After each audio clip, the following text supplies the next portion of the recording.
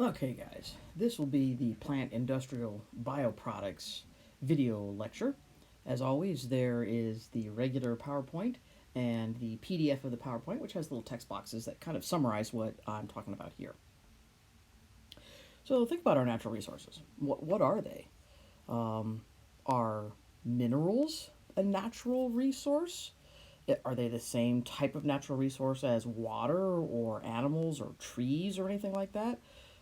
Think particularly about things that are renewable resources, and especially those that are fairly quickly renewable resources. We've talked a lot about this all semester. We use plants for just about everything. But with the advent of the Industrial Revolution, we started having a greater reliance on petroleum based products. And as petroleum usage increased, what we were realizing is maybe that those products are A, bad for the environment, B, not as sustainable as we thought they were, or C, maybe we are even running out of petroleum. That kind of depends upon which research you're looking at, but all of those things are possibilities. And this graph, it's a little bit hard to read, but this graph kind of summarizes some of that. So if you look at this red area here, this is the cumulative production to date of petroleum. We know for a fact that we have these reserves that I've just circled. We know that we can do that with today's technology. But we also know that technology has changed. So we have, with fracking and other resources, been able to access a different pool. And that has really increased production of petroleum. We're fairly confident that we have this level of petroleum available. And it's entirely possible that we have even more, but we just don't have the ability to access that petroleum.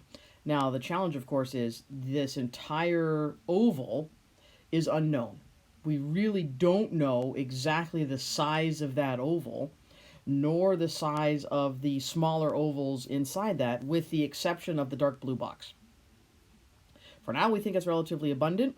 There was a study about 2 years ago that said we might have as little as 65 years worth of petroleum left.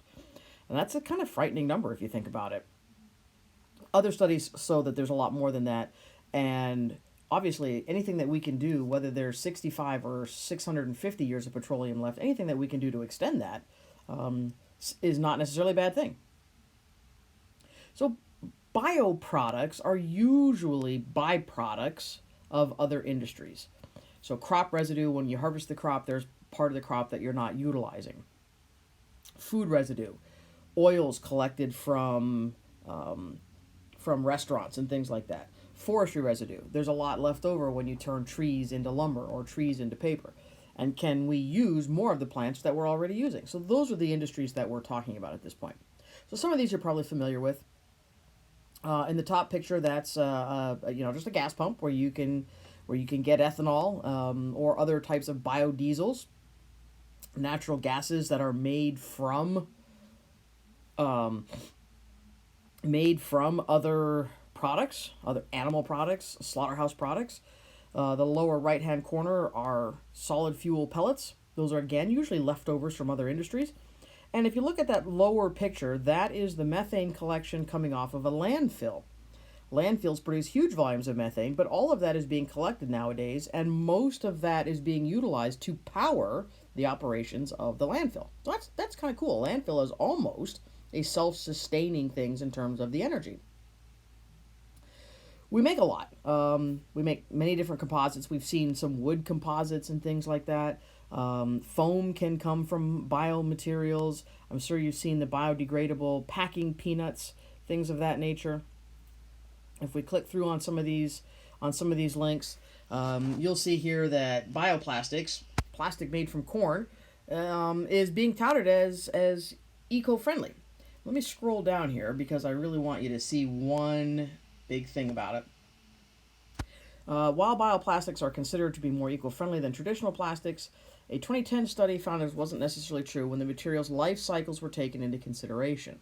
And one of the things that they look at is the energy needed to grow the plants that are used for bioplastics. Now, my argument against that, of course, is that the energy needed is already being spent because the plants are being harvested to for their initial purpose. So, how do you break that down? It's easier said than done sometimes. One of the newest things that's happening, and we actually have a lab over at OARDC studying latex coming from dandelions, is the possibility of actually getting industrial quantities of rubber, specifically for tires, to have tires made out of dandelions. Now, so this is one company that produces a couple of different types of tires. The challenge, of course, is these are expensive to produce. So the processes are not at the point where we can really do this efficiently. You can do it for smaller tires or small scale industrial purposes, but it's really not at the point yet where we can do industrial production of automobile tires from dandelions. Though it's kind of a cool thought that the little weed that grows in your yard could eventually be used to make the tires that are on your car. This is just a list of things, and I'm not expecting you to memorize all the different types of things that we can make with plants, obviously. But if you take a look across various industries, we can use plants and other byproducts for all kinds of different things, from drugs, which we've already talked about, to lubricants, solvents, fuel, soap, cream, all kinds of different things, including the plastics holding those products in. Are there benefits? Maybe. One argument is that farm diversification can help farmers in case there's a problem with one crop or another. It might give them additional markets to provide for leftover materials. So it's a better thing if you can sell more than just the ear of the corn plant or the bean of a soybean. Maybe we can have an additional market. Using more of the plant, that right there might be an argument to continue to do that. We might have new industries and new technologies develop. A decreased dependence on fossil fuels, whether you think there's 5 years or 1,000 years left of petroleum, extending that is not necessarily a bad thing. But the reality is, are these always economically viable for every farm that's out there? So there are pros and cons to everything. Some of these are saying the benefits are decreased greenhouse gas emissions. Now, of course, if you're harvesting corn to turn corn into plastic, because you can use some of that corn that might not be edible for plastics, that's great. But are you really decreasing greenhouse gas emissions? You're using greenhouse gases to harvest the corn. Right? So, biodegradability is a big argument. Not all plastics degrade in the same way or in the same manner. They all will eventually degrade. It's just a question of what happens to them as they're degrading. Obviously, this comes from any plants, right? Potentially new medicines. That can be found for any plant. You can make that argument for just about anything.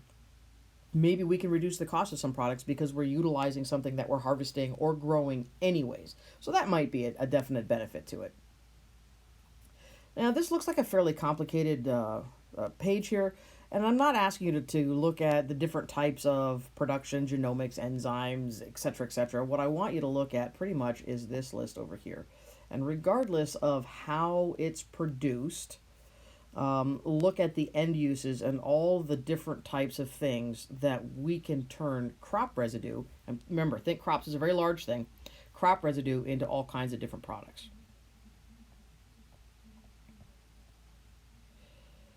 Food security can be a big thing. That didn't come through all the way. That should be food security. There you go. Humans need roughly 2,000 calories. Yeah, there's argument about, bigger, smaller people, etc., etc. And approximately 50 grams of protein. That's minimum maintenance. And again, I'm not going to get into the health arguments of whether or not you should be eating more or less than that. In the U.S., the demand is much, much higher than that. And if you look at the three major crops, corn, soybeans, wheat, we produce 1,300 trillion calories. That's a lot. So if you look at industrialized countries, that's this right here. This is the minimum caloric need for people. And this is all of the industrialized countries over the world. This top line is how many calories they're producing. So food production isn't the problem. Food security is a problem, but the production of calories is not the problem. So think about what things might actually be causing the problems. Why is there starvation if the industrialized world is producing half as much food as we need all over the world? What happens to the rest of the food? Now, some of that is obviously waste, some of that is political issues. We feed a lot of it to our cattle. If you take a look at this chart down here, and you look at the volume of food per kilogram of meat produced, then it's a lot of food to feed lamb and beef and egg. But the calories that we get out of that is not necessarily as much as the calories that we put into it. But as we increase in our meat production, as more and more populations demand more meat, what is that going to mean for our food crops? This is interesting because just this morning I read an article about farmers actually being concerned about labor shortages. That currently, right now, they're not necessarily expected to have labor shortages. That the H-1A, which is the legal immigrant visa worker program for agriculture, that the H-1A workers will be here, that they're not anticipating any reduction in those, which means there might not be any changes to those. But as the problems with this pandemic go longer and longer, it's possible that these legal migrant workers won't enter the country. And if that happens, farmers are going to have a labor shortage. And if there's a labor shortage, what's going to happen to food prices? If we look at what happened in 2007, 2008, right before the economy just tanked, grain prices in some cases rose anywhere from 30 to 130%, just depending upon the grain. And everybody blamed biofuels because that was the year that all kinds of biofuels came in. But let's dig a little bit deeper into that. Roughly 5% of our food was diverted to biofuels that year. 5%. So is that really going to account for a 130% increase? Maybe not. All of these other factors here, all of these things were things that were happening during the years when that was going on. And all of those things could contribute to rising food prices. If we take a look at the price of things, though, we do have some interesting statistics. This site, you do have to, it's kind of behind a paywall, but if we scroll down, all right, and we take a look at this, how much is a gallon of milk? In 2019, the average retail price for whole fortified milk in the United States was $3.19 in dollars. Its lowest since 2002, and a decline of 26% from a peak of $3.87. So there's that 207, roughly when all the food prices started going way, way up. Okay, so you think, wow, that's, prices are going up. Okay, are they? Let's go to what Walmart says. This is today. Walmart. $2.39. How do you live on $2.39? I looked it up in 1973. A gallon of milk cost $1.73. So we are not accounting for inflation when it comes to the cost of our food, right? Corn really hasn't increased a whole lot. If you look at corn in December of 74, $3.58 a bushel. Okay, so granted, here's the thing with corn. It's a futures product, and the daily cost can vary, but that doesn't mean that we can't make some predictions. So let me kind of scroll down. There's a chart here. I don't expect you to read this whole thing, but this is the chart that I'm looking at. Right? So if we look at possibilities, right, baseline prices for corn and soybeans last year, $3.60.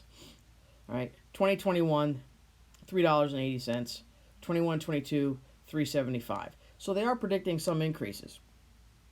Baseline prices for corn, $4 per bushel, $3.75 in 21-22. The problem for that is that enough to allow the farmers to survive? That's really not a lot of changes based on everything that's going on in the world. The reality is, as a summary here, bioproducts, I don't think they're going away.